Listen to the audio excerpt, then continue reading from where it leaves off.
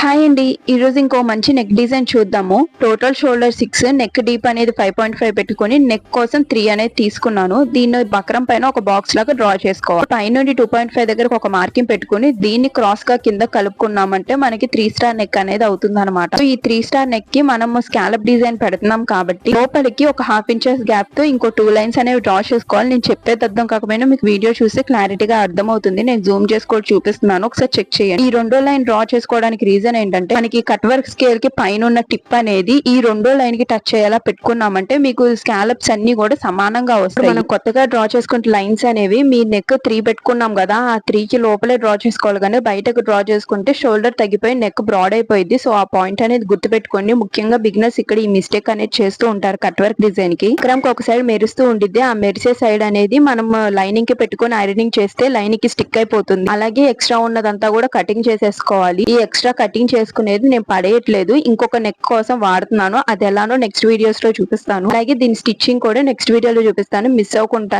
Channel subscribe చేసుకోండి. ఇంకొక చిన్న టిప్ ఏంటంటే లైనింగ్ కి మీరు మిడిల్ లో నెక్ దగ్గర ఒక మార్కింగ్ పెట్టుకోండి. సో దాని దగ్గరికి మిడిల్ లోకి వచ్చేలాగా బక్రం ని పెట్టుకుని ఐరనింగ్ చేసుకుంటే మీకు బక్రం అనేది అటు ఇటు కాకుండా పర్ఫెక్ట్ గా మధ్యలోకి వస్తుంది అన్నమాట. నచ్చితే వీడియోకి ఒక లైక్ చేయండి, ఛానల్ ని సబ్స్క్రైబ్ చేసుకోండి. థ్యాంక్స్.